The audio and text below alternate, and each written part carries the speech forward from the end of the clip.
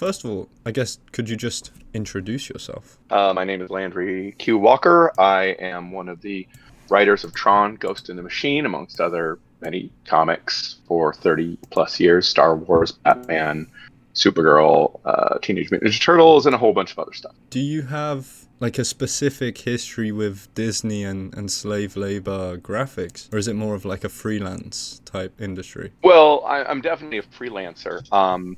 I started working with slave labor graphics in, I think, 1998, although I knew the publisher, Dan Votto, for a few years before that, as I was working in small press, pretty adjacent. And I lived in the area as slave labor graphics. Eric Jones and I had been working for a company called Aeon. And so when Aeon shut down, we shifted over and we started doing books with slave labor graphics. About 2 years into that, we started doing work for Disney Adventures magazine. And through that, I started looking at the opportunities and the possibilities of connecting the two and talking to Dan Votto about acquiring the rights to certain Disney licenses, specifically because we wanted to get a hold of Tron. So we went in we helped facilitate that deal between slave labor graphics and Disney, just connecting the people and making suggestions and, you know, making that kind of come together as best we could so that we could get an opportunity to work on Tron. And slave labor got the rights to Tron, Haunted Mansion, Gargoyles, which was a neat surprise. Greg Weisman got to come in and do Gargoyles books. And Alice in Wonderland, which had, I think, Sonny Liu doing the art on very early in his career. Do you have a history with Tron? Is that why you wanted Tron? Well, let's put it this way. I think I was 11 when the first film came out. So, yeah, I mean, I was the target age for it. I mean, I saw it and it absolutely blew my mind. It was like nothing I had seen before. And I was, 6, 7 years old when the first Star Wars came out. So I was very versed in the era of that era of science fiction. But Tron was something very different. It was always very computer oriented. So I understood a lot of the higher concepts, or at least as I perceived them, the higher concepts being played with. And so, I thought the aesthetics, of course, that Mobius design work is just, it was immediately eye-catching to me, even though I didn't know who Mobius was at the time, but I learned. So yeah, I was always very much a Tron fan from day one. Read the novelization, saw the movie, listened to the soundtrack, all that. You spoke to Sci-Fi Wire and said that it took 5 years just to acquire the rights. What was it that made it actually take so long? Well, I don't remember exactly the timeline now. That sounds like something I probably said. The wasn't a short process. We started working with slave labor and we started working with Disney as two separate companies and trying to connect them and get enough kind of credentials within the Disney circle to go, hey, yeah, let us play with these properties. And by the way, we have very little money, so we need to play with them very cheap. So it took, I don't remember it taking 5 years. I more remember the process of putting the first book out, like took 5 years, or putting the series out took a long time. So, but it wasn't a quick process because we started before there was a Ghost in the Machine, and obviously when we finished, there was a Ghost in the and before, not Ghost in the Machine, a Tron 2.0. When we started, there was no Tron 2.0, and Tron 2.0 came out while we were still trying to find ways to acquire the rights. And by the time we finished, not only was 2.0 a thing, but we had a mandate that we had to work within the parameters of 2.0, which was not our original plan. I'm gonna ask more about that later, so I'm Sure. interested to hear about that. But I guess for the time being, could you describe the plot of Ghost in the Machine in your words? I mean, I can try because it's been a long time. But the basic, let's see, the basic concept is following on Tron 2.0 or any story. It could work just as well with the original film. A character is,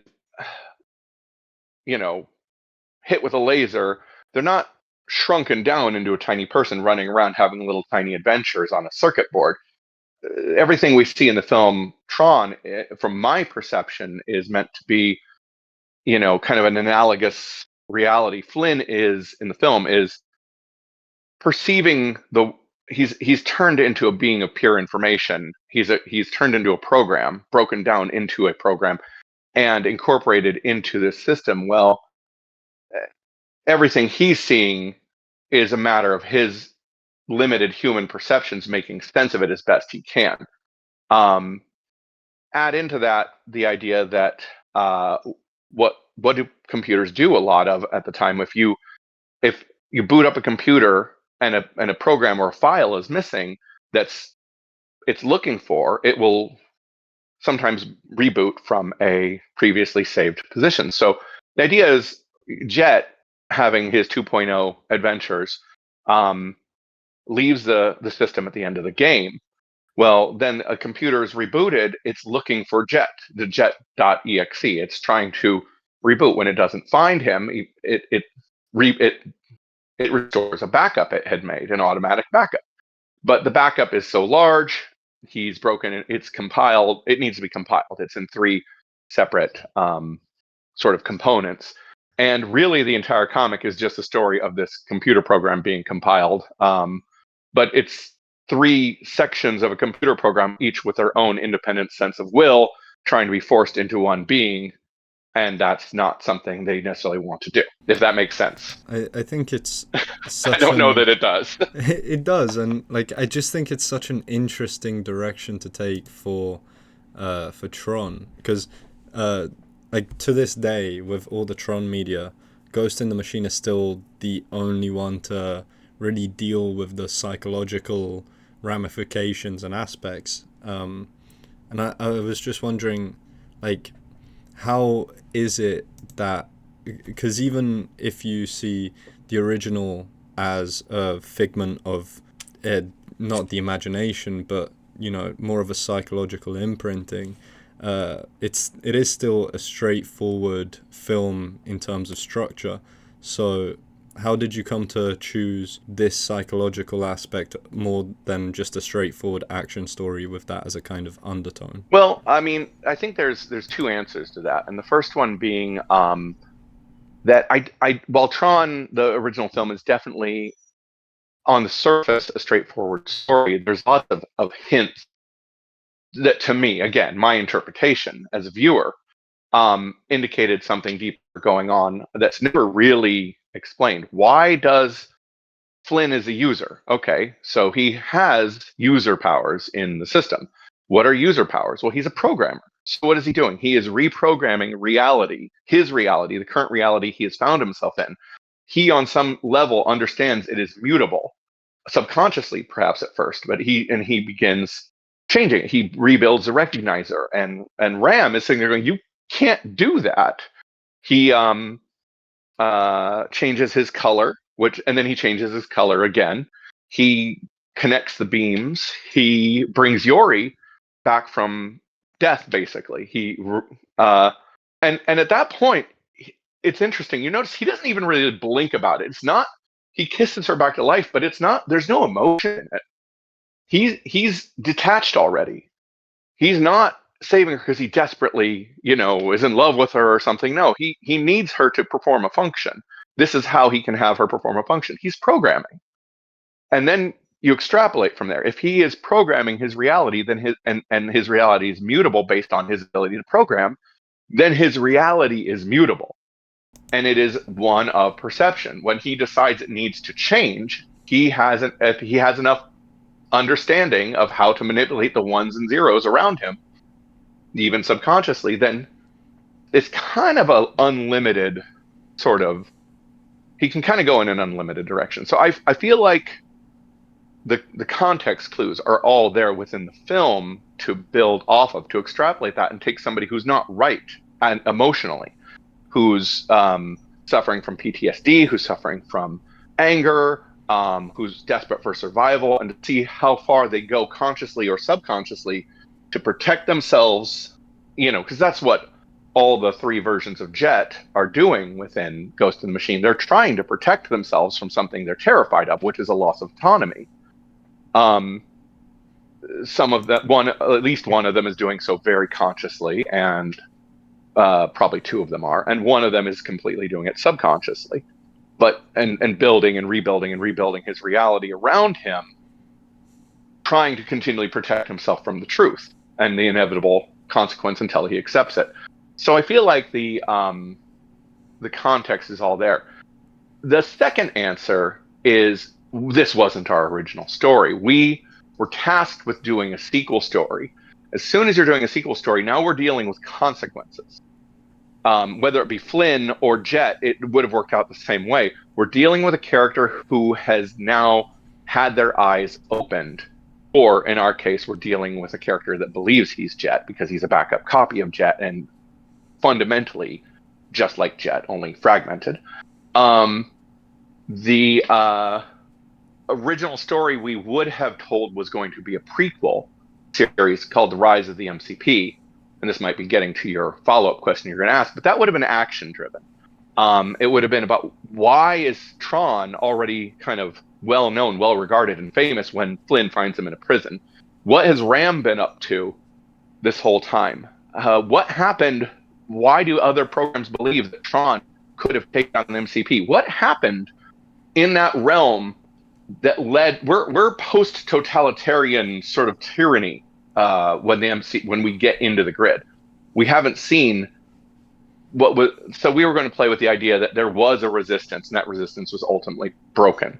That this is the remnants, the last dregs of freedom are happening within the story, and there's this huge story behind it that we've never seen. Yeah, that definitely kind of went into what I was going to ask. I was just going to ask about the vision behind the rise of the MCP. So it's very interesting to hear about that. I guess, no, what were you going to say? Oh, as I say, it definitely would have been more action driven. I don't think we would have dealt with the quote real world at all with that one because, I mean, maybe in a tangential sense of users from the program perspective, the gods, they seek the wisdom of the gods here and there or the direction, but we would not, because there would have never been a person put into a computer at that stage. So there wouldn't be any actual physical presence of them. Maybe the orange would have shown up briefly. I don't know. So with this kind of psychological element and exploration, was that then something that you thought of specifically when coming up with the comic once you were made to do a sequel to TRON 2.0, or was that just something that you've always wanted to see just explored in TRON? Both. I mean, it was definitely something I kind of extrapolated much before when I was younger, when I was still a kid. The idea that I never interpreted Flynn's experience as one that is tangibly real. It wouldn't make sense for it to be tangibly real. It's always had to have been a matter, a realm of perception in some capacity. It's not a reality that we interface with in any physical means. So that was always there. The deeper psychological components, born a little bit out of necessity. I mean, the first thing I did when I found out that we were having shift gears is I played the hell out of TRON 2.0. Did a complete playthrough 2 or 3 times. Found elements I wanted to play with. Found elements I didn't want to play with as much. I thought a really interesting part was when the system is being wiped. I mean, that right there, that's apocalyptic. And at that point, I had built a lot of computers. I had, wiped hard drives. I had ghosted hard drives. I had created like different kind of programs myself. And so if we're going to anthropomorphize this, then we are committing atrocious acts every time we go in and play with our computers. So to me, that seemed like a logical place to go. That if you've gone into this realm and you've managed to feel anything for the beings of this realm, as Jet would have for what's her name? Mercury. Mercury as an example. Then you're going to how are you going to function in this world now? How are you going to open and close an app or install something on a hard drive or throw out your old computer? Like you're destroying entire worlds, civilizations, Mm. um, beings that feel and think, if that is at least what you believe about that reality. It just seems like if you have any empathy at all, you've added this incredibly consequential impact of everything in our world right now. Every footprint digitally is massive. And I guess that's kind of something that that makes Tron as a franchise in general, and even with the first film, just so ahead of its time, right? Oh yes, very. In many ways. In many ways, it's a very classic story. It just reframes it with a modern lens. I mean, this could have been a story of epic Greek myth of seeking the temples of the gods and whatnot. And they could have found ways to do it. One of the gods is cast down to live amongst mortals until he can reclaim his godhood or whatever. I mean, it could all work, and that's one of the things that makes Tron a very timeless story while being so locked into a very specific era technologically. It the classic the classic aspect of the story is universal and can be told in almost any time. The technological part is really just a skin, a coating, um, that is aesthetically pleasing and informs it to certain degrees, but at the same time, it absolutely is not a new concept. It's just newly married to modern technology. And when you managed to get the rights, and then Disney mandated you to switch the vision from Rise of the MCP to now a sequel to Tron 2.0, uh, like with negotiating with Disney, was it that once you got given that mandate, you were able to freely work within that idea, or did you still have to deal with a lot of restrictions? Oh, they pretty much left us completely alone. They didn't care. Oh, I don't think they perceived any future for Tron at that point, which started to change probably about the end of the series, but by then we were too deep in for them to care. I know that when the second movie started getting off the ground, they became very aware of the comic, and I had good, solid reports of them checking out exactly where we were with the rights, what our stories were, what our rejected stories were, all of that. They suddenly became very interested. But up until that point, no one cared, I think, at all, which was why I mean, we got the license for that for nothing. It was so cheap. You'd never see that happen again. yeah, and I feel like that also kind of explains how you were able to take such bold swings with it. Yeah, I mean, I've worked on a lot of licensed properties, and I've never had that much liberty. That was bananas. Um, there's just it was so little oversight, and I've heard that told like I don't know if you're familiar with the writer. He passed away recently, actually, Peter David, who worked on the Hulk. He kind of rebuilt the Hulk from the Hulk smash into a lot of the concepts that are still played with today. And he did so. He was working in the shipping department, and no one wanted to touch the character. That's how he became a writer. Is he just managed to sequester his way in and say, "Let me do this." And since no one cared, he did whatever he wanted, changed the foundation of the character in so many ways that we're actually seeing played out in things like the current movies or recent movies anyway. Um, because no one cared. Once corporations start caring about what you do, you find yourself really boxed in, and it can be incredibly hard to tell. You know, there's you don't always tell a good story when you take a wide swing, and there's definitely flaws in Tron: Ghost in the Machine. We were aware of at the time. There were production problems, there were communication problems, there were things that were cut that needed to be in there that were just gone. We had to pivot halfway, not because of Disney, but because of internal issues, all sorts of things that made that book a challenge. But we took a wide swing with it, which is the fun part. And while you don't always connect when you do that, when it it makes it more interesting. Like it's more experimental, and I'm a big fan of that. I think that we often treat legacy properties we teach them so delicately. Because people get so angry and upset when something isn't how they want it. But if something isn't how you want it, just ignore that and stick with the one you like. Um, there's lots of things that I don't care for of one part of it, but I love the other part, and that's fine. But if we don't try to do kind of crazy things with these, then we're just repeating ourselves over and over and over again, and I don't find that very engaging. Yeah, and that's really what I loved about the book. Like, it's so unique, not just for a a Tron story, but also in general. Like, I don't read the most amount of comic books, but like even from the ones I've read, it still felt unique and different from anything I had read before. Well, I'm glad. That was the goal, is doing something really different. And I felt like psychological that exploring the psychology of finding yourself in a completely different reality was, a way to kind of achieve that for people. So I'm glad it worked for you. To then now kind of talk a bit about the people for whom it didn't work. Did you expect such a polarized reception? Oh yeah, absolutely, 100%. I knew that there would be people. As soon as you deter from expected norms, um, you invoke potential rage. And I wasn't new at that point. I'd already been making comics for almost 15 years.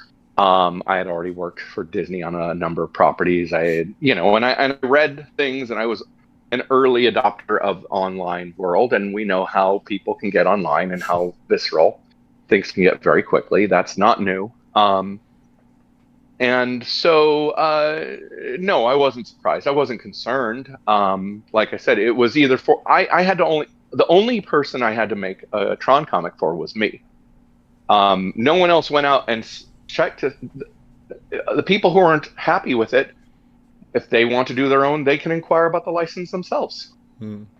and do their own Tron comic. That's what I did. I did one for me. I worked to find a way to get the rights to it. I worked a long time to get the rights to that. So I made that comic for me. And we didn't get paid for it.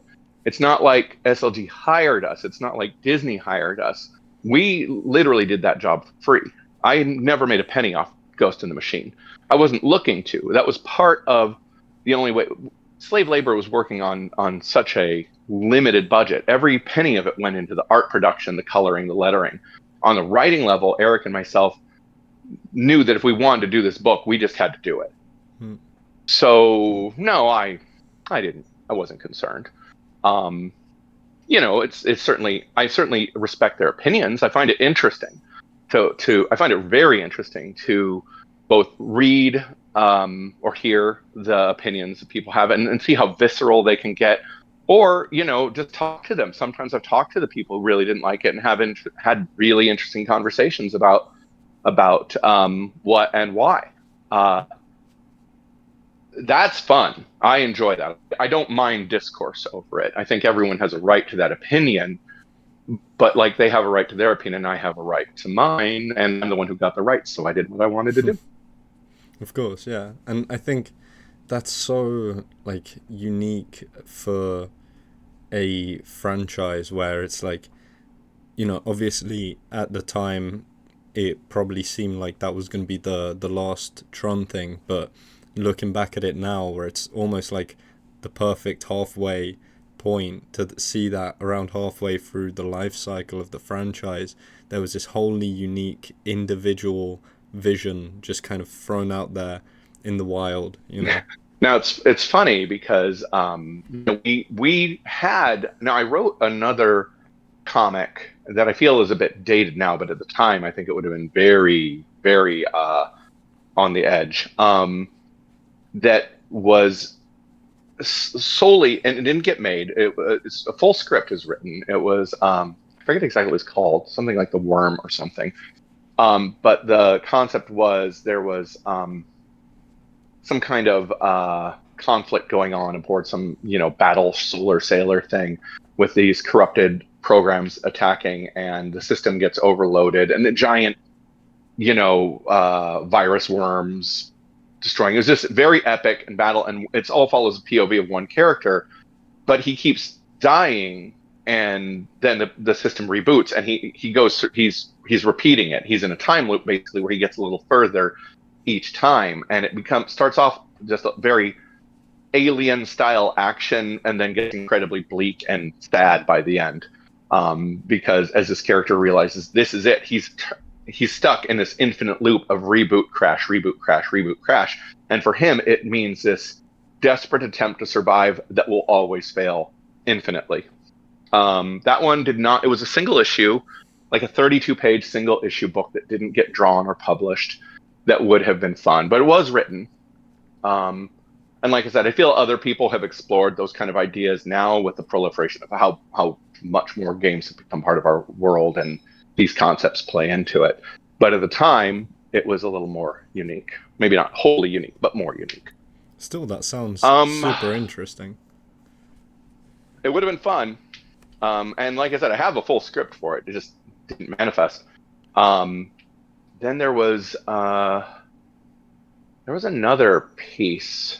I'm trying to remember. Oh, well, there was a sequel planned. It would have changed if we'd gone through it. It would have changed the ending, and it was going to have, because at the end, the copy of Jet is given the opportunity to manifest in the real world. The idea being, on the other end, what we're not seeing. This whole point of it is the Jet and his father and whoever are working to basically create people. They're trying to use Jet's template to make a real person that they undigitize, who did not get digitized to begin with. Because logically, if you can turn somebody into a computer program, you could turn a computer program into somebody and manifest them if you have enough data, if the program is complex enough. And the idea being early attempts, of course, go very bad, which I think maybe, I don't remember if 2.0 explored that at all at this point. But that was the original ending. If we had gone with a sequel, would have had Jet waking up to a much different world, because at some point something goes wrong in the process and he doesn't wake up for a few decades, and it would have been a world completely overrun by a new MCP. And at the time when I wrote this, I need to be very clear, I had not seen any Matrix movies or didn't know anything about them. And what I originally conceived would have ended up being very much like the first Matrix film. So it's probably good that didn't happen. That's actually very interesting that you say you hadn't seen The Matrix, because one of my questions was, aside from Alice in the Wonderland and The Matrix, what were you inspired by? Because it feels very inspired by it, you know? Yeah, well, I mean, bearing in mind when I wrote this, when I first conceived of it, and I'm not a big movie watcher, really. I'm more of a reader.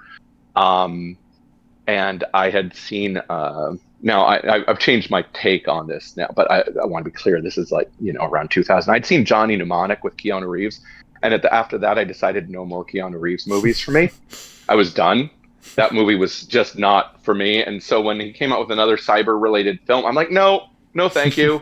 No, not interested. And so I just didn't see it. I still have never seen the entirety of it. And I've never seen any of the sequels, just parts of the first one. There's a little bit of Alice in Wonderland in there also. Farscape. Farscape was a big inspiration of all things, which is a bit of a turn left there. And just the concept of projecting, of this, obviously the Alice in Wonderland with the White Rabbit, but it also comes a little bit from, what is it? Was Clarence, or the what's the talking bunny one? Well, it's kind of the manifestation of fear or doubt or anxiety showing up in the form of another being. And I don't remember exactly why we went with a White Rabbit. It may have been Alice in Wonderland related, or maybe just it was going to be so weird and different. A cartoon rabbit made zero sense, which is one of the things, of course, people balked at because it didn't look like it belonged in TRON. But why not? I mean, it's just a matter of perception. Of course. And it helped us show that his perception was breaking down. And I think it also does a really interesting job at connecting it to the fact that it is just a matter of kind of a human perception, or the human perception of a digital world kind of breaking down, because that is such an innately human thing to see in such a world. Right. It was an intrusion. He didn't belong there, and you could feel it. And that, and with him came continual larger amounts of corruption and whatnot. And that was fun to play with. And I enjoy a cartoon rabbit, so smoking a cigar for me, that's always going to be fun. Another thing that I wanted to ask about was like another one of my favorite aspects of the book is that it leans a lot into almost horror territory, especially with the art. So was there any scenes or concept that you were kind of forced to cut down or even tone down at all? I don't think so. Mike Shoyket, the second artist in the book, Eric and I really connected well with him. He was really able to bring some of the body horror to it that we wanted to see, kind of like bring down, like when his eye is out and other things. I mean, I feel like there's a psychological horror. It is a psychological horror story in a lot of ways. I mean, there's a lot of terror in there, and a lot of taking that whole stranger in a strange land from, say, an Alice in Wonderland, except that the world really is trying to kill you. Oh, I guess there's that in Alice in Wonderland too. So no, I don't think we had no oversight. I don't think we suggested anything that crossed any lines, but also I don't know that anyone would have noticed if we had, because no one cared. It was, again, kind of great. Yeah, and there's that one panel where the helmet has been removed and it's almost like a digital brain being tweaked on, which is so great and just creepy. Oh, okay. There was a reason for that. Because I did not I never liked the idea that characters in Tron had hair. To me, those helmets were just their heads. As a kid, Interesting. that's how I saw it. So I'm like, well, they're not. So one of the things we were asked, like, one in Tron 2.0, Jet has hair, and I didn't care for that. Although every other program he encounters looks like what we would expect. But we got asked a lot when the book was announced, like, so because computers are so modern, is the digital world going to look a lot more modern? And it was like, well, and I answered then in the interviews, Eric and I both did, why would it? It's not real. It's not. There was no video game that looked like Tron at the time until the Tron game, but even that was just a cluster of like 16-bit pixels. Um, it's not a world where resolution translates like that. It's so. Um, yeah, that was just us kind of basically thumbing our nose at the idea that he would have hair, because that is all just his head. Interesting. So I guess how do you then feel about the way Tron Legacy and Tron Uprising evolved the look of the grid? Well, I only saw the second movie once. Is that Legacy, and then Yeah. is the animated series Uprising? I don't remember. Yeah.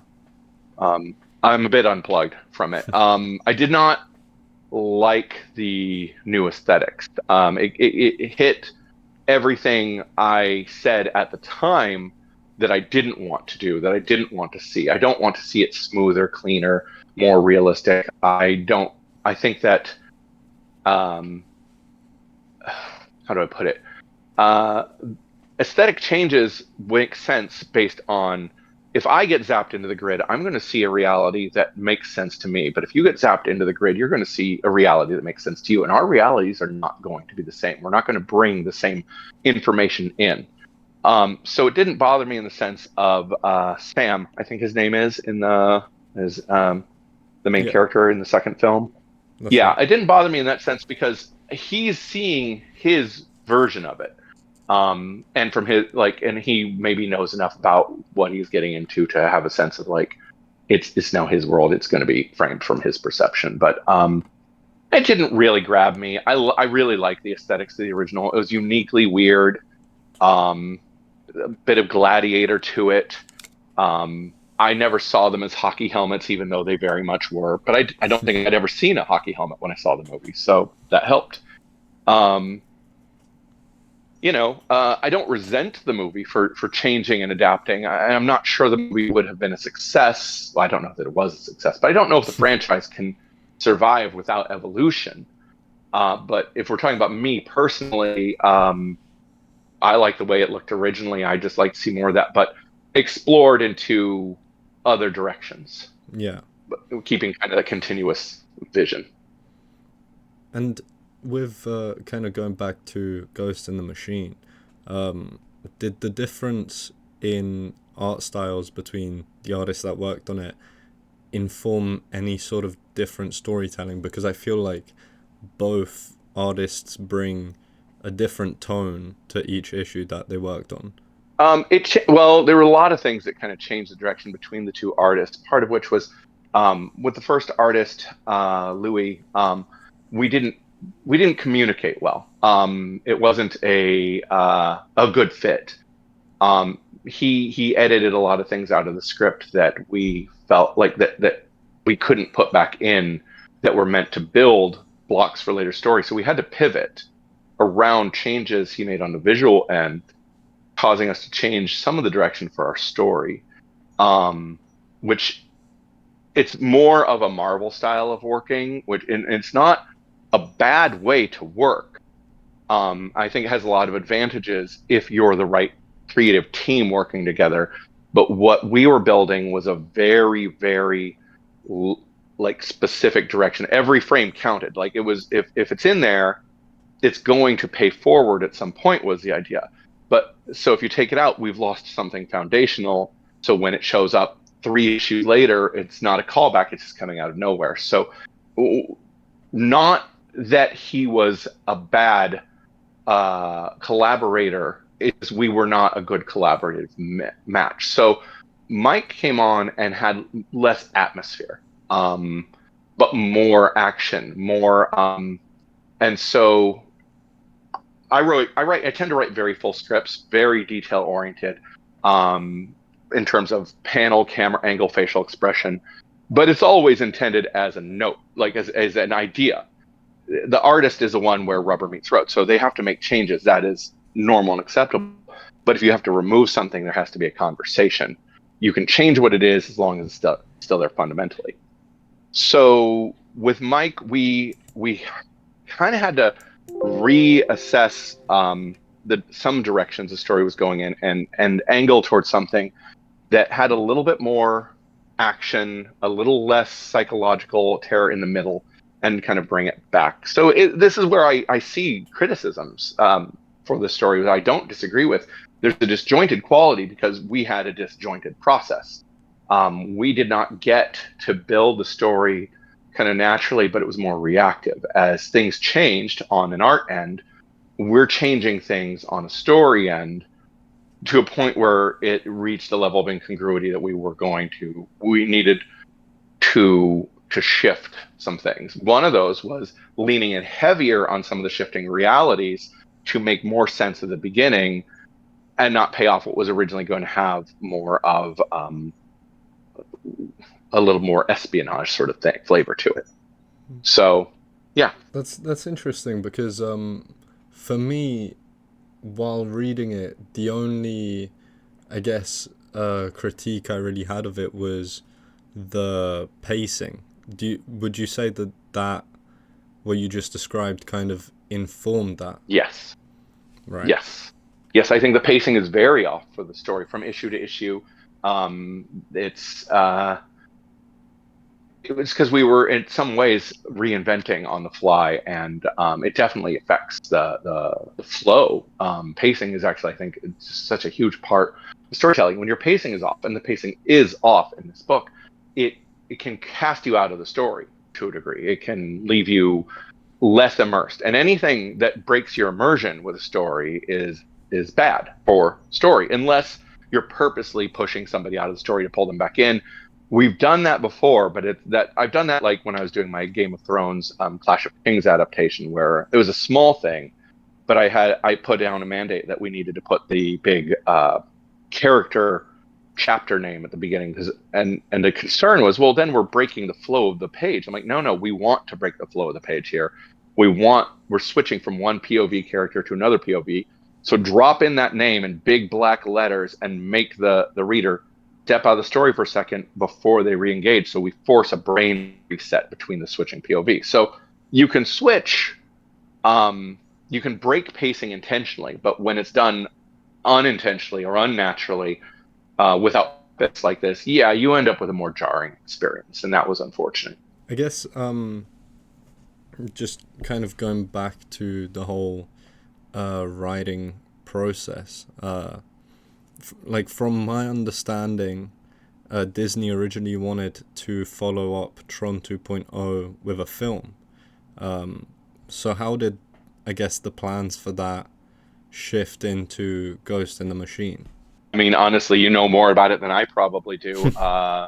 I'm not sure I've ever even heard that. I maybe I did a long time ago and I've forgotten, but we had no information on that. We had no direction, no connection.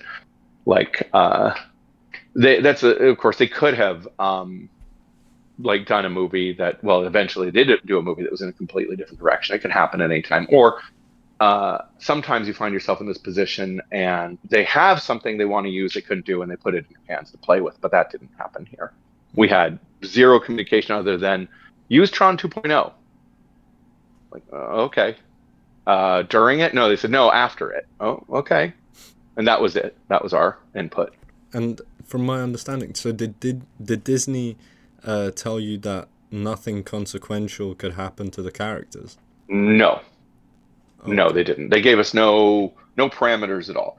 I mean, not that I remember. I mean, again, we're talking 20 years here. I feel like we had like complete freedom. I mean, we certainly messed with the characters pretty heavily, but and it could be at one point, like in the middle of the book. You know, maybe this seems to ring a bell. Like they came in at one point and said, "Hey, what are you doing to Jet? Don't break Jet." And we said, "No, it's fine. It's not Jet." And like, "Oh, okay." Like, yeah, don't worry about it. We're good. I think there might have been a conversation like that. Um, that we kind of maybe dodged things a little bit by not actually using that established character. And since we've kind of established any other character could fundamentally be rebooted or brought from a backup, like Mercury, you can kind of kill Mercury a dozen times if you want to, but you can reboot Mercury. That's interesting. I guess, yeah, I was just wondering because obviously, I didn't read it at the time I read it. I actually just discovered it for this video. I didn't even know about it.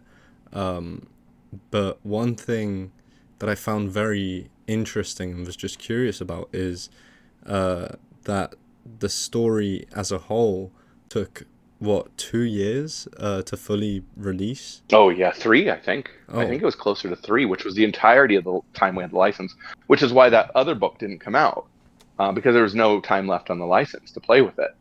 Um, right. yeah, I mean, Louis, and on Louis' end there were delays. On Mike's end there were some delays. On our end there were some delays. I think there were small delays everywhere, but when you add it up, you end up with you know, um, a process. And I think there were some delays on SLG's end as well. Um, but and I know we had some printing issues somewhere in there. I remember the first issue. I think they oversaturated the ink so heavily that the shipping on it was insane because the books were way too heavy than they should have been because they oversaturated the ink. Stuff like that. It was a learning curve, and I've never been I've written a lot of things, but I'm not the fastest writer. Like I think the Danger Club, Create Your Own series, Danger Club series that Eric and I did. I think I spent 5 years writing that 8-issue series. Oddly enough, when I was working on, say Batman, I turned those scripts around in a few hours. But Batman has so much legacy behind it. You don't need, like, I did one comic that is just the Mad Hatter going crazy and doing Mad Hatter things, and Batman shows up for maybe 3 or 4 panels, never says a word. We never see him without his mask off. He just shows up, punches Mad Hatter, and leaves basically, and that's fine. I don't need to explain him at all because everyone picking up that book already understands all of Foundation. I was able to and so when you're doing that, you don't have to um, build as much. Tron required a fair bit. A creator-owned series like Danger Club requires a lot because no one has any idea there's no foundation. You have to build the entirety. Working on Supergirl, though, that was very quickly. I wrote 6 issues of that in about 8 months, along with doing other work. So it depends on the job. Tron was a headache. A wonderful headache to have, but it was a headache. It was hard. Right, and because I saw another interview where you described bringing Tron to the page to be a maddening concept.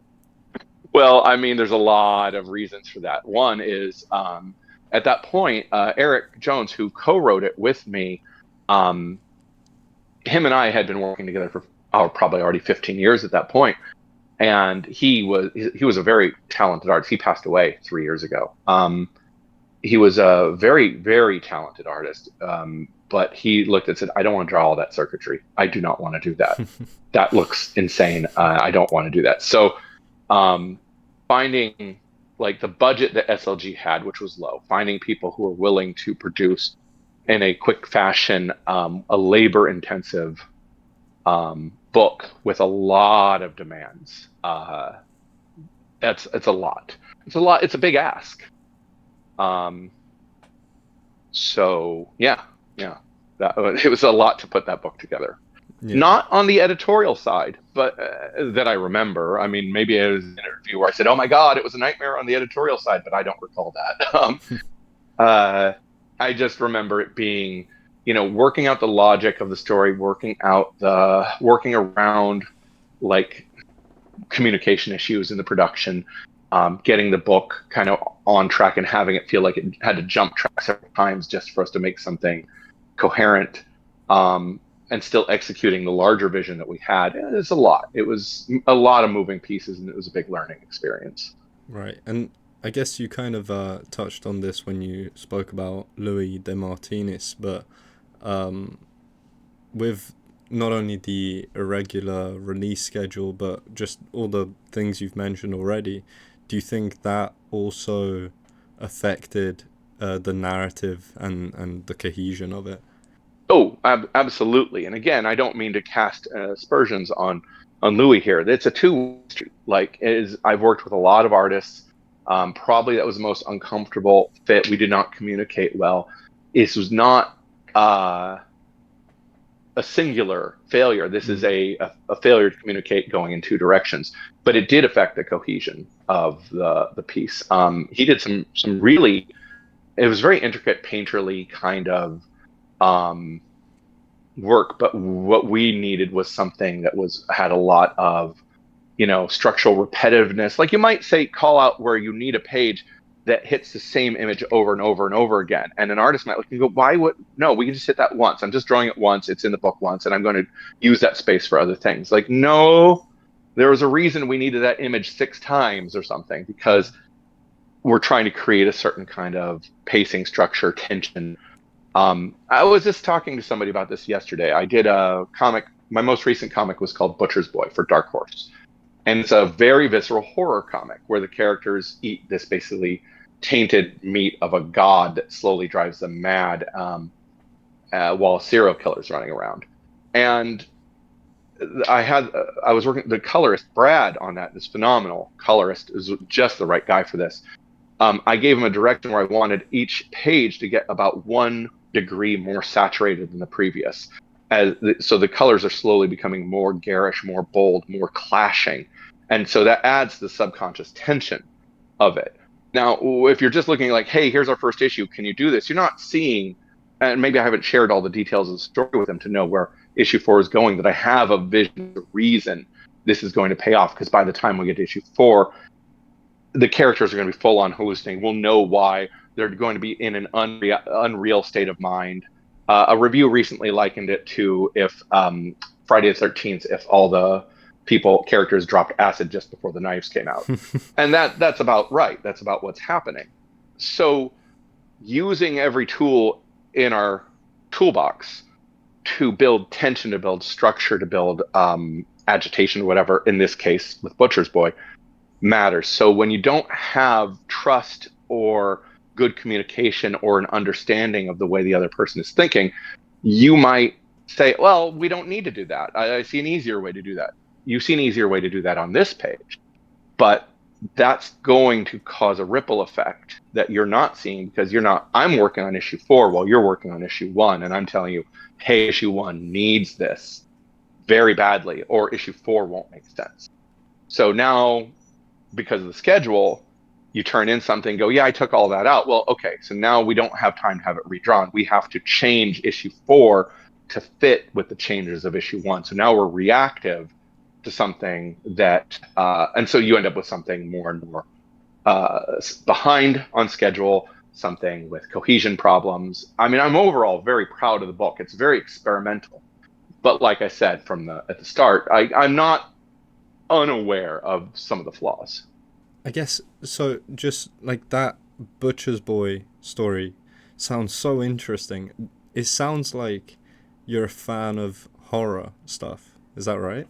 Well, the funny thing is, while I've enjoyed some horror more in my years now, I find I'm very squeamish. I purposely write things that make me uncomfortable at times because I feel if I feel it, there's a better chance the reader will feel it. If I feel disoriented in a story, if I can make my feel the confusion the character's feeling, it's more likely to come out in the story. If I can feel the horror of it, I'm very much a method writer, I suppose. Um, if I'm writing a sad scene and I'm not tearing up a little, I'm probably not going to make the reader feel it. I need to feel it some. So I sometimes pick topics or story types like Butcher's Boy that's going to make me uncomfortable. Um, it's not the happiest place for my brain to live. Like when I wrote Supergirl, or I wrote a series called Pepper Page Saves the Universe.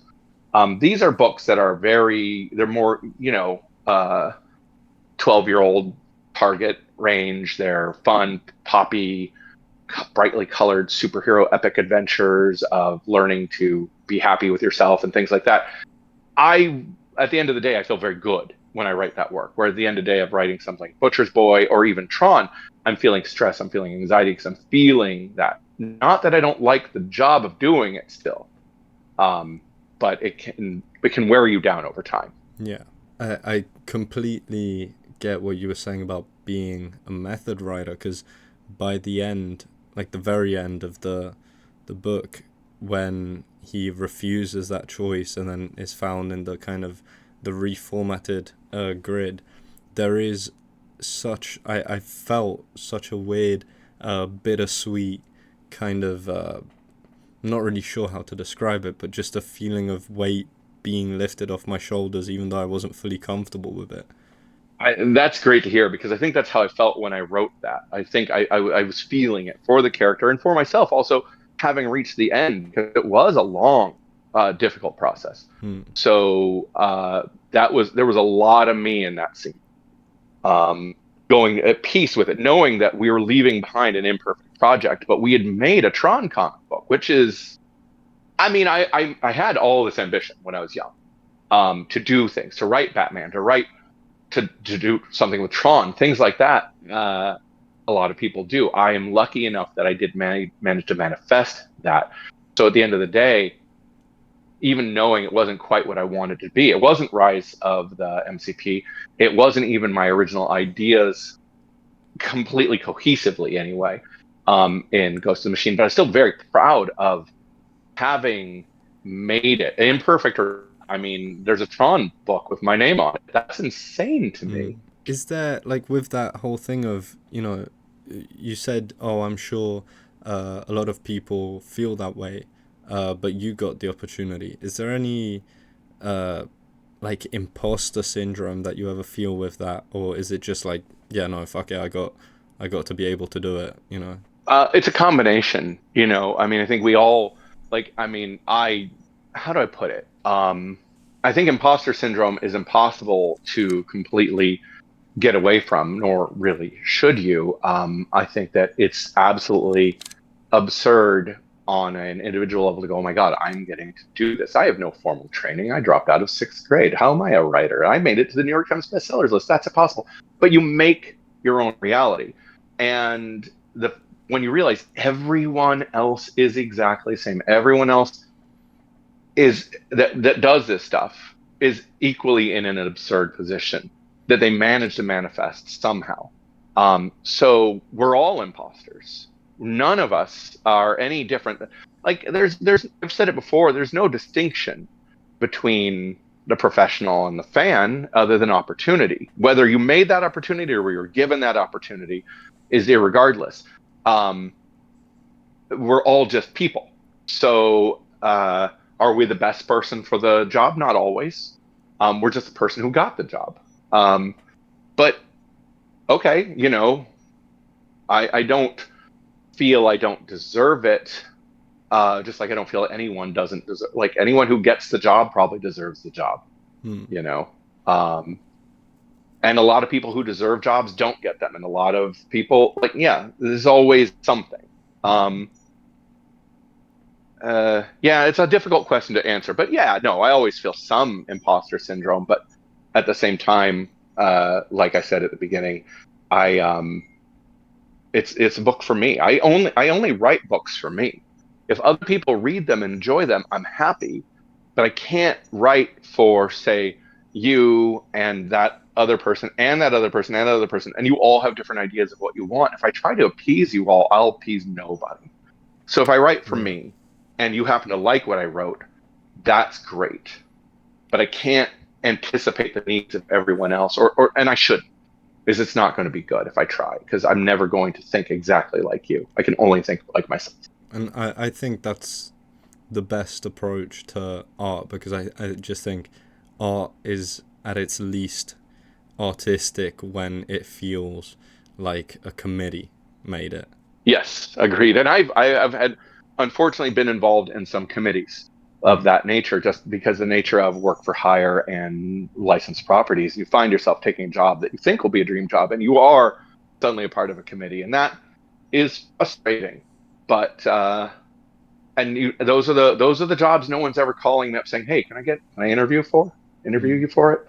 No one. It doesn't inspire anybody. Those jobs. I mean, I don't know how inappropriate of a question this is, but I was gonna Eh, ask whatever. this because of the book, but now even just hearing you speak, it sounds like your philosophy is quite psychedelic in a way, in terms of how in tune but also at peace it is, So I just wondered, did any of that stuff, and again, you don't have to answer, but did any of Oh that no, I stuff? mean, well, the concept of self, the concept of identity. I'm not sure if I followed the question perfectly, but the perception equaling reality is something. So here's a small thing. Is a small but interesting thing to me is I am colorblind, and so I spent a lot of time, my whole life, people going, oh, what colors does this look like? What color does that look like?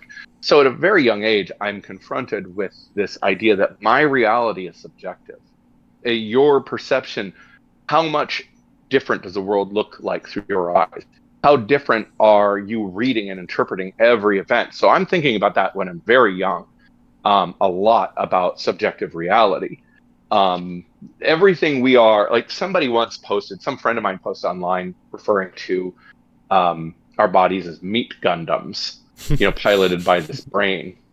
And I thought that's a good analogy. All of our information comes through the senses we have at our disposal, filtered and processed through our brains, and all of our brains are a little different. All of our eyes are different. All of they may be fundamentally similar, but we agree on reality. If we were to suddenly switch bodies, might be shocking, and even to the point where it drives us totally mad. Even our brain chemistry is releasing different chemicals at different points that are going to cause us to react differently to different stimuli. Um, Language is, and I created my own language recently. That's a whole other topic. But language is an agreed upon set of sounds that to somebody who's never heard the sounds, just, well, we all know what that sounds like when we hear a language we're not familiar with. It makes no sense. And yet our brain is transforming it into concepts. Alan Moore did a series of videos where he was talking about how a writer projects images into a reader's head. Like if you say pink elephants, I've now functionally projected pink elephants into your brain.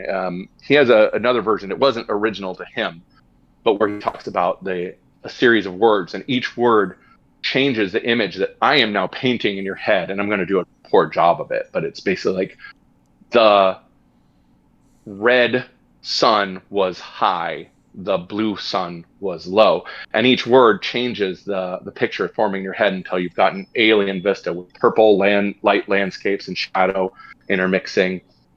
Um, so perception and its subjectivity is very interesting to me, and I've explored that in a lot of different books. I've played with the idea of perception. That's so interesting how, yeah, I guess, I mean, it's obvious that with every writer, their experience of life ends up informing their stories, but you're specifically being a comic artist, and with how you said that you like writing very in depth for the colorists and the artists, um, Yeah. it's so interesting. Yeah, I've always found it ironic that I give a lot of color notes as a colorblind person, like the whole butcher's boy getting more and more garish. But that's where you differ between, say, color theory and coloring. Like I couldn't execute the coloring because I will mix colors up. If it needs to be blue here, you may not get blue from me. But I understand values and temperature of color, and how color at different levels and different combinations on a technical level, I understand how it can create anxiety and discord. Like studies have shown that like colors can produce effects, emotional effects. Um, I've always been very interested in that. Just like I've always been interested in the fact there's a lot of supervillains that are colorblind, by the way, like Rainbow Raider, Crazy Quilt. Those are two. Doctor Spectro might be colorblind. I'm not sure. For some reason, being colorblind, at least in the DC Comics universe, tends to make you crazy and evil. So be careful And around colorblind people. do you think that's a purposeful thing? Like with the villains, do you think that's supposed to be some sort of allegorical thing? I think it is an interesting thing. It's interesting. This is gonna connect us back to Tron, and this is just me making a supposition about the whys of Crazy Quilt and whatnot. But if you were a comics artist who can see color, who's always been color might be very important to you, the idea of not seeing it might be equivalent of that would make them the idea of losing that sense might be enough to drive them mad. Um, Turning that back to Tron in an interesting way, have you noticed how movies will often show us the office lifestyle of cubicles and whatnot, like Tron does, as something kind of to dread, something bit dark and depressing, something oppressive about walking in and the uniformity of the cubicle and sitting at your desk for 8 hours and getting up and leaving your desk, and it's taking all the joy away from you. That's a theme you see over and over again in films, right? Yeah, definitely. But studies have shown that the people who work in those kind of jobs are statistically happier than the people who work in my kind of job. But the people who work in my kind of job are the ones writing the stories where working in a cubicle is a nightmare. So if you're doing what I do for a living, I mean, for me, the idea of working in a cubicle is a nightmare. So of course, I can see how other writers would write and go, "Oh my God, let me imagine the worst fate possible, going to a steady job where you have security and an HR person to represent you and a 401k. What a nightmare." Um, I'm going to take the road where I have absolutely no stability. I don't know if I'm going to be able to pay my bills next month, but I'm doing my dream job and I have freedom. Um, Subjective realities again. Yeah, I mean, because I'm currently studying film, hopefully going to go into that, fingers crossed. But so that very much resonates with me, and it's interesting to look at. Um, I don't know if you've seen it, but like Severance, for example, which I feel like I have very not. I've much. not. I've heard of it. Yeah, I feel like Um, it very much plays on that. Interesting. It's one that's been on my list. I've had recommendations to check it out. But yeah, I guess is there any, because we're talking a lot about your philosophies and uh, about perception of reality. So is there any philosophical or narrative directions that you either didn't get to take because it didn't fully fit within the story, or that you would have wanted to push further in Ghost in the Machine? Well, I mean, I would have liked to. Well, like I said, there was a story I didn't get to produce about the continual death and resurrection from the perspective of a computer trapped in a reboot loop. Um, that was something like I said, I feel has been explored now by other people. But at the time, I was very hyped to do that because it sounds like hell. The I would have. I mean, really, there's not a lot that I can think of off the top of my head, but other than I would have liked to have like built the story. Like if I were to rebuild Ghost in the Machine now, it would fundamentally explore the same concepts, but it just it would be it would be smoother. It would be more, it would be a little more, all the stuff we've talked about, I would fix. I just want to fix it. But no, I'm still very happy with the story. It kind of explored what I was looking for, but at the end of the day, story is also about communication. And I feel like for some people, especially the story is aging well. Like more people like it than they did when it was original. But I think the concepts resonate with people better than they used to. We live in a reality where I think we can understand subjectivity of perception more than we could, say, 20 years ago. Um, but is there anything specific I would want to explore differently? Not off the top of my head. If I thought about it for a week, I'd probably come up with three different things. But right now, no, it's about what I was looking to do. I guess this is a similar question, but is there any specific thing that you would want to change about the story? Let's say in the perfect version of it for you, where there's no uh, behind the scenes issues at all. Well, I mean, it would have been. I mean, what we have are fundamentally the first two issues and the last four issues are fundamentally different stories. They're going in two different directions. The foundation is there. Don't get me wrong. Like there's an aspect of it, but I would have built it completely different. I mean, we probably would have started with what you see in issue three, but had two more issues.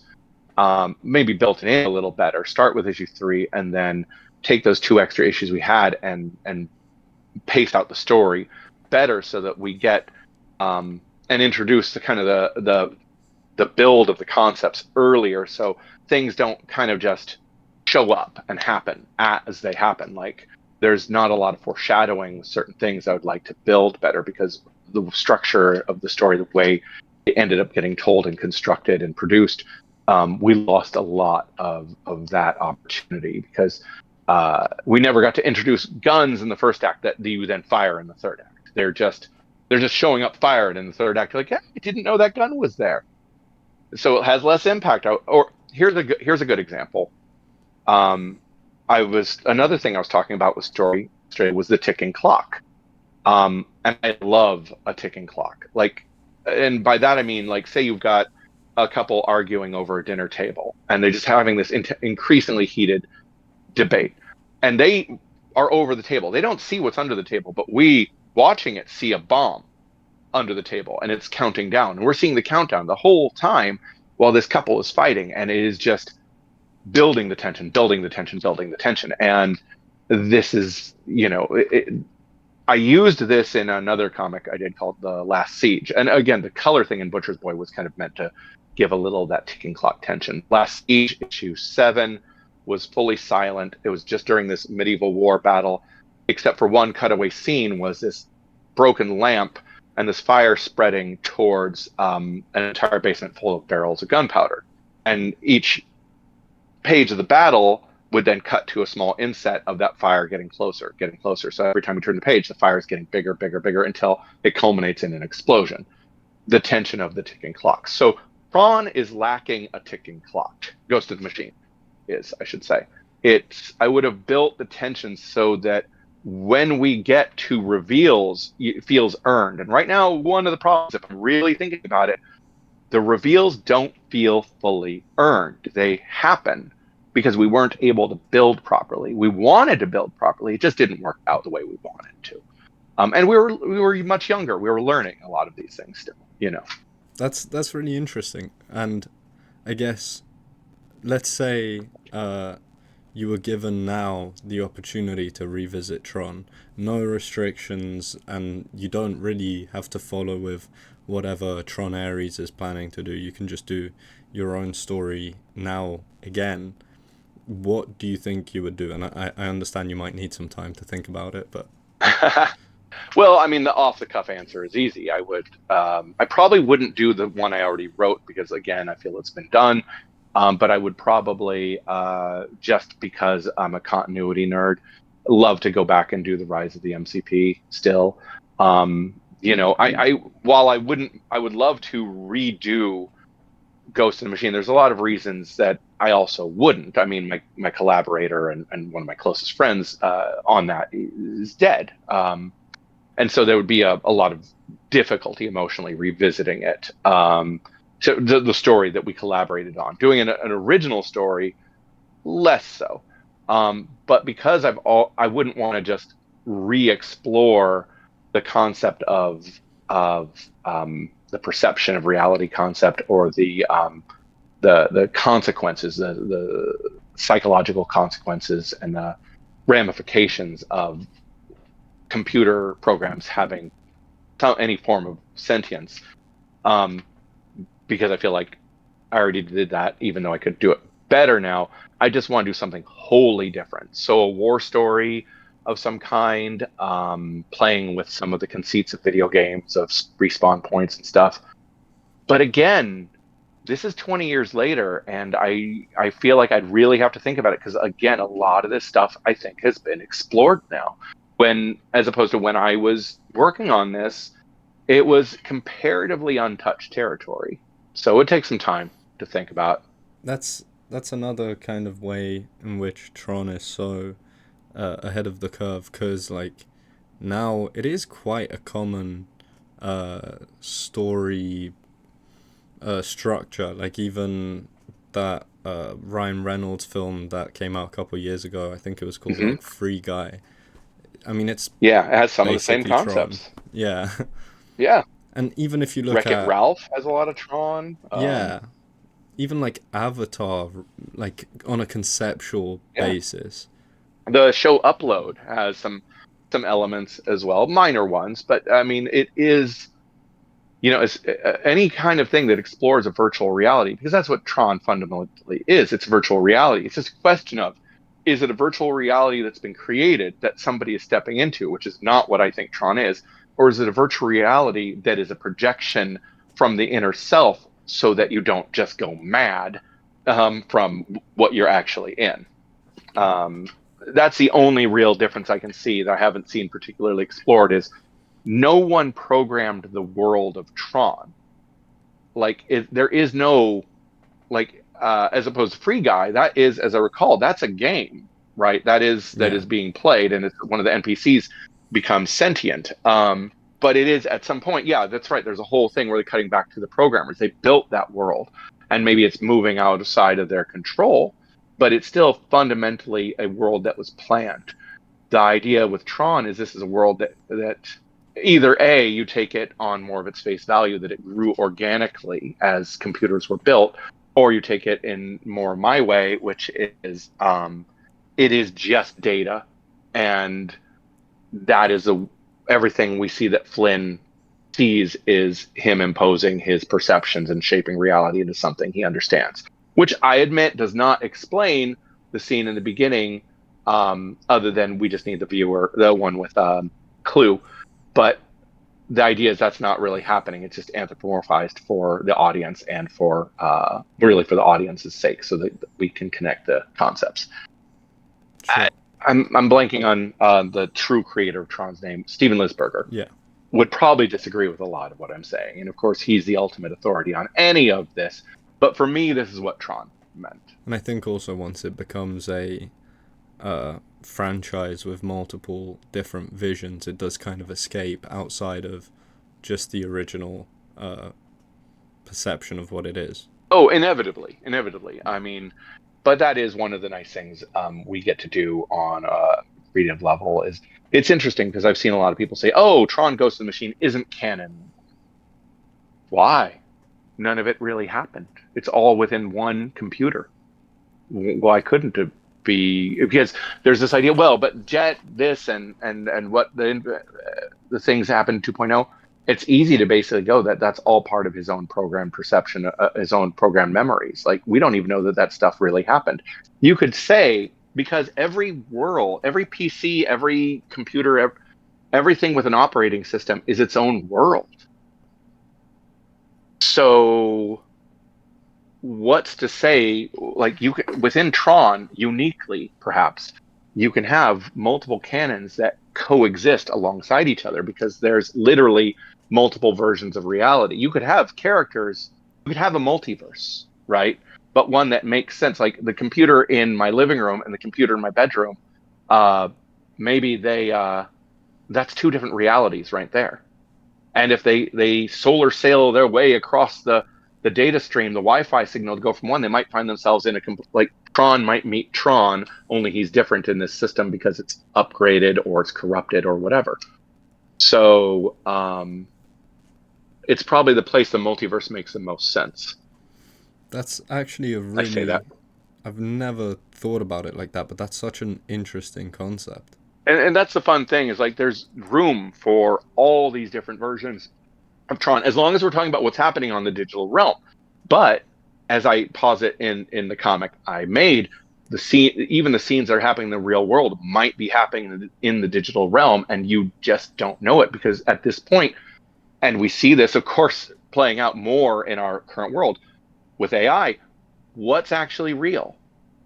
What are you? You know, that was one of the things we're exploring. Like, you can't know if you're in a reality that can perfectly replicate like your your surroundings, your whatever you are. How do you know what's real and what's not? And that's a lot of happens a lot within the story. So yeah, no, it's a fun way to look at it.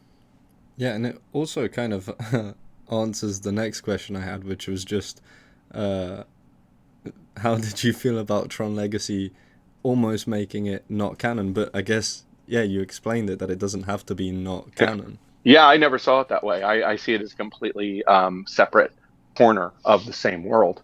Um, they're like Disney may kind of go, this is canon and this is not. I don't know if they've actually said that, and I think that the director of the second movie maybe said something about the only thing that is canon are these two films or something. But I may be misremembering that. But also, who is he to say any more than I am to say that my story is canon? Mm. We're all just like, so he's the shepherd of one story, I'm the shepherd of another. And again, I could say maybe Lisberger has more authority than anyone else, but as you point out, it does grow and beyond the original creator. This is a common thing.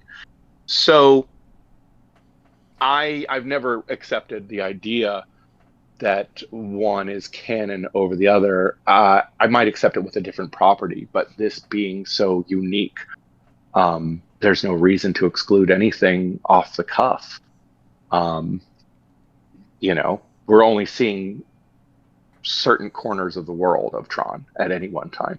I saw somewhere that you said that you needed to take a break from Tron after Ghost in the Machine, and was Yeah, wondering if you still felt like that.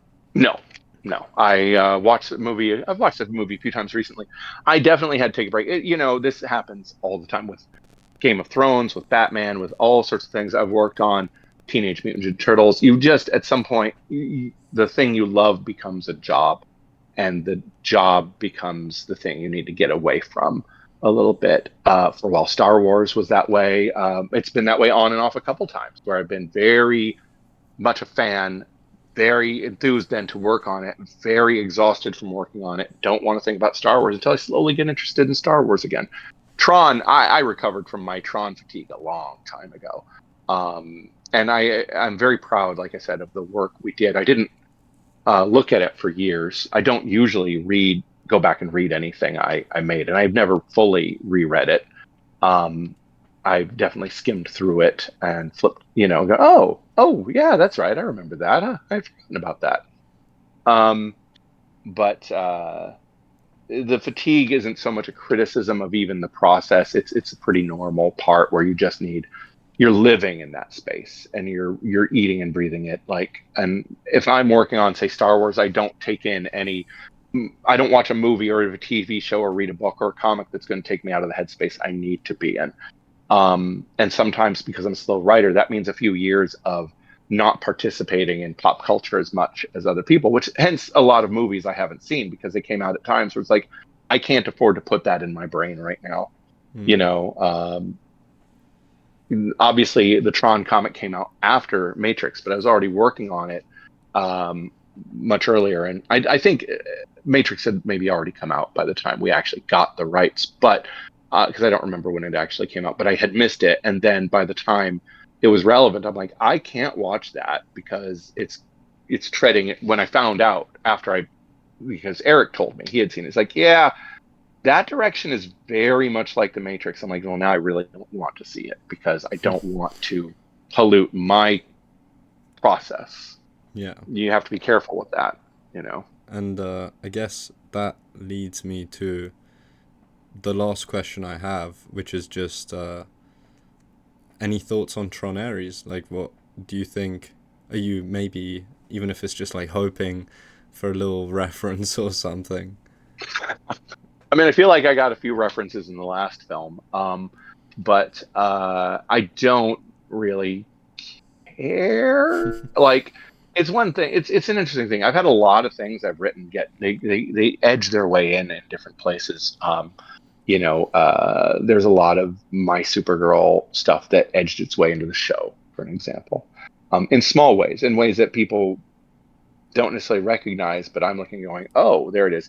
I did some work for Marvel properties that it was really low pay work for hire internal stuff, like write a short origin of the Avengers, write a short origin of Black Widow. This is stuff that they used internally to give to filmmakers and writers who are working on, say, the films as like, here is a foundational piece. These are the beats to hit. So there's moments of the first Avengers movie.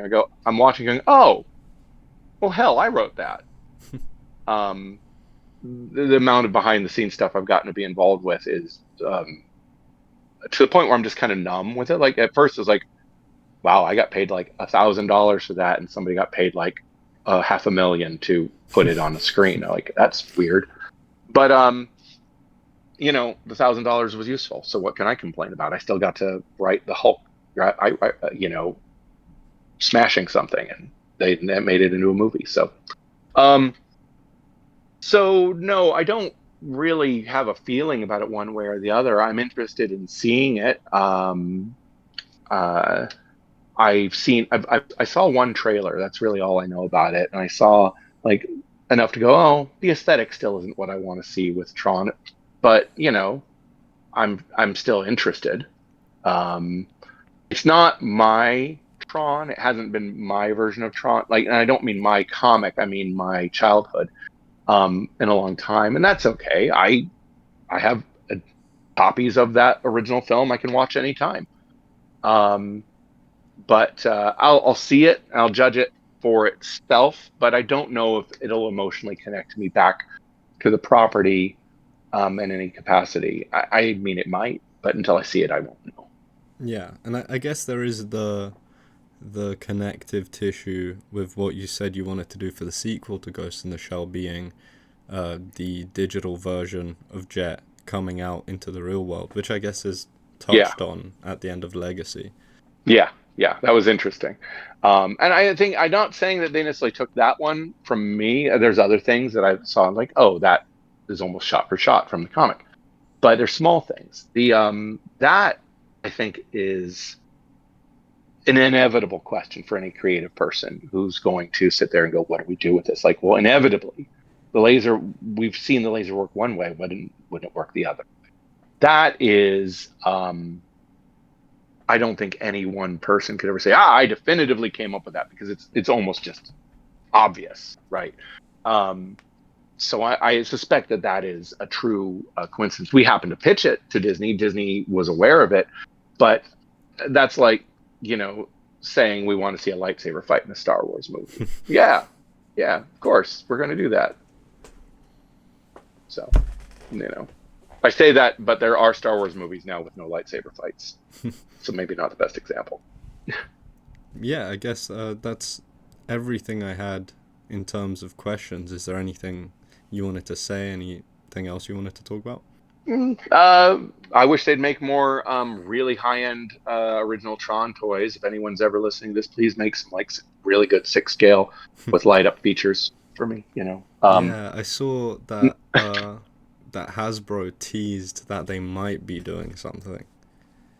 Oh, I hadn't seen that. I have the Diamond Select figures that came out a while ago. I have the originals. I have these great Medicom RAH figures. This guy, Dave Arnspiger, was one of the largest Tron fans I ever met. Was a very nice guy. I don't know what he's up to these days, but years ago he sent me some really weirdo toys that he was getting rid of just as a gift. Um, the journey of working on Tron took me to some really interesting places. I spent a lot of time on the phone with oh my god, I feel really bad because I'm absolutely blanking on her name right now. Cindy Morgan. Yeah. Uh, yeah, I wrote a little piece for a collected eulogy thing for her recently. That was a weird thing because she got a hold of my number somehow and just started calling me because she wanted to make sure her character was represented in the comic. So we did what we could to kind of find ways to bring her in and integrate her. And then we did a signing with her, and then she just kept calling me randomly for years. Um, I, she brought Bruce Boxleitner to our booth once, and so Bruce Boxleitner, her, me, and Eric just hung out for a couple hours. That was crazy.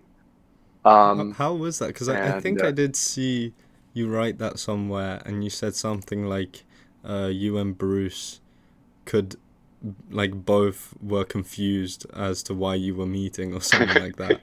Yes, I think Bruce was just kind of like, Cindy was like, we're going to get people to get this book, and then this book will have my character in it, and it'll promote my character, which will be good for me, and it'll be good for you. And Bruce will come, and I'm going to go get Bruce. And she goes and gets Bruce. Bruce like, oh, okay.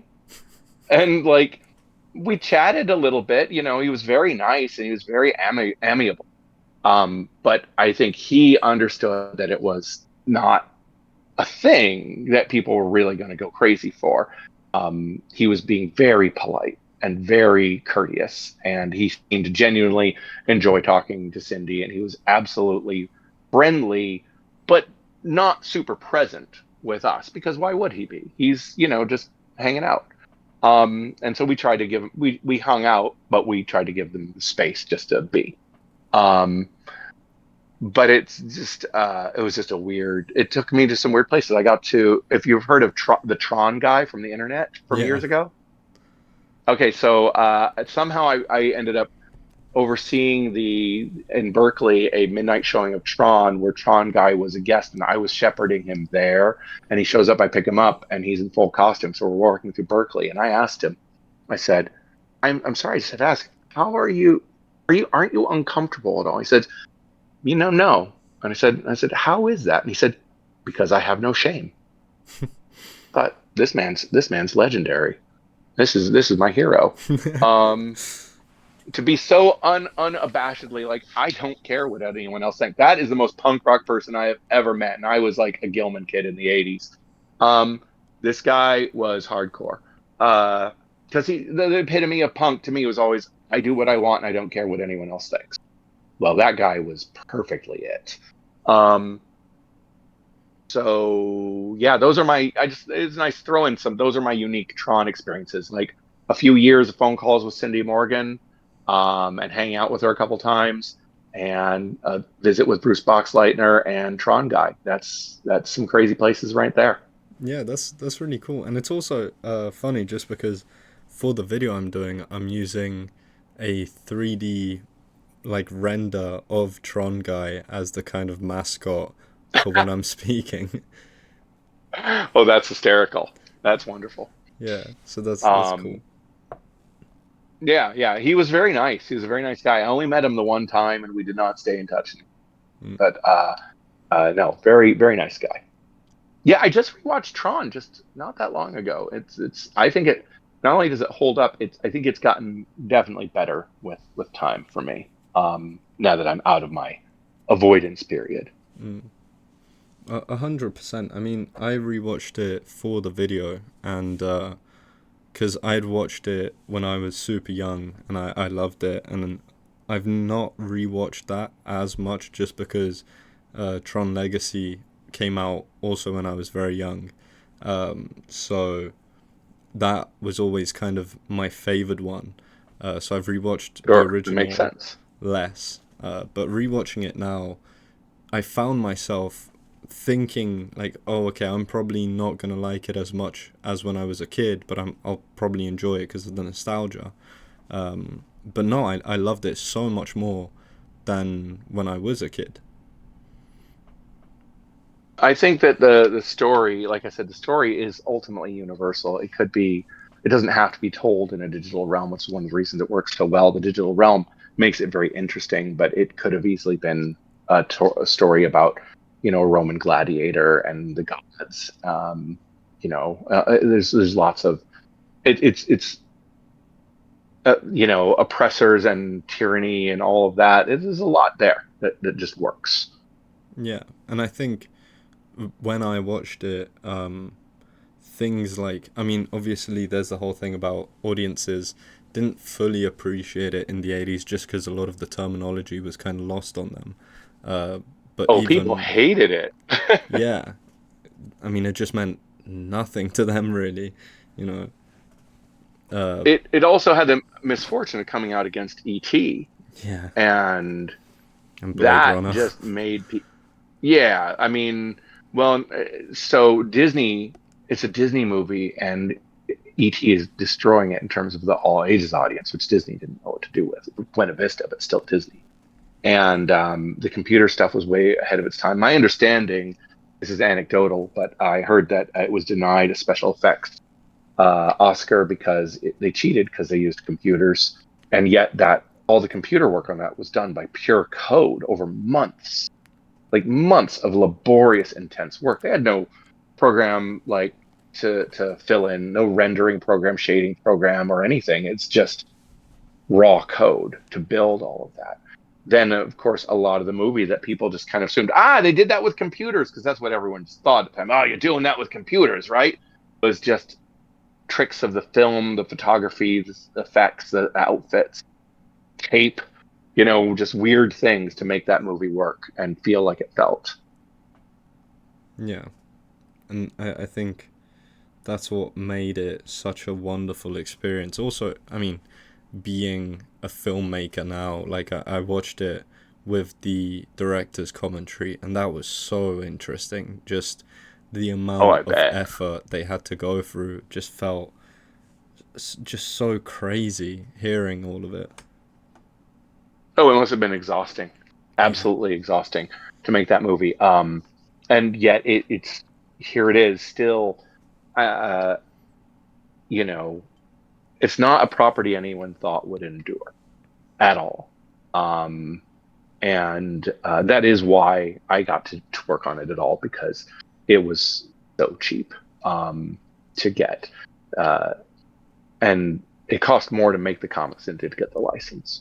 Um, because there've definitely been times that even Disney thought this is dead, and through some persistence, I think some credit has to go to the filmmaker of the second movie. I don't remember his name, but Joseph and some Kosinski. credit also.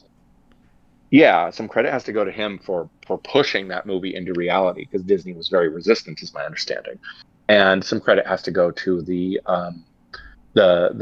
creative person behind. I forget his name, but I've read interviews with him. The person behind Tron 2.0 deserves a lot of credit for the longevity now of this franchise because it was dead, and these are two people who did pull levers very firmly to get that engine running up again at different times. And while I got to play with it, let's be honest, my book didn't. make a blip. Most people are, a lot of people are discovering it now, which is nice, Mm. certainly.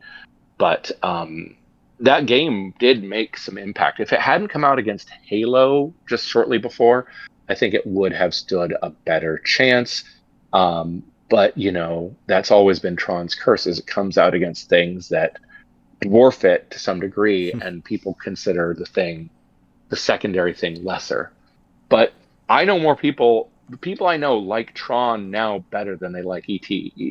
Tron is held up better, Yeah, and and the way our world has changed. and So I think also that's pretty much outside of the 9 Inch Nail score. That's the main thing going for Ares. That I don't know of any big other like tentpole blockbuster films that are coming out in October.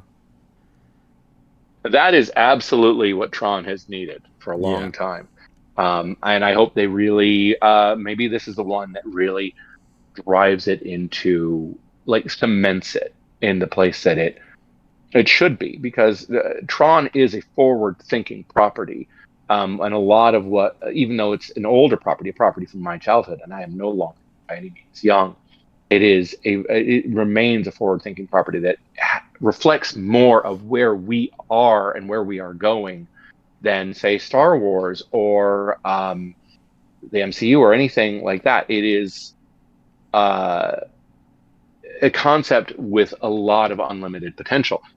Just looking at what the different creative directions we've talked about that you can take it with in this conversation, and that's just off the cuff. I mean, it is AI, it is virtual reality, it is you know uh, shifting realities of perception, it is action, it is horror, it's all of these things. It can be all of these things because it's world building at a very high level. What Lisberger did originally, it just opens up, creates so many pathways. yeah, yeah, 100%. And however Ares turns out, I'm just happy it's being kind of exposed to a new audience. Agreed, 100%. It's hard to believe it's already been, what, 10 years since the last film? Is that right? 15. 13? Oh my God, 15. Yeah, you're right. Mm. And I guess, what was the gap between the first one and Legacy then? That It's was 82 to. 28 years, I think. All right, that's a bigger gap, but Yeah. still, yeah. Um, uh, all right. Yeah, I should probably go. Any other questions before I do you No, can that think of? that was everything. I think that was a great Oh, conversation. I got excellent. everything I wanted. Perfect. Well, let me know when this goes somewhere where I can listen to it and stuff. Of course, of course. Wonderful. I really appreciate it. Perfect. Thank you very much for this. No, thank you. Bye. Bye.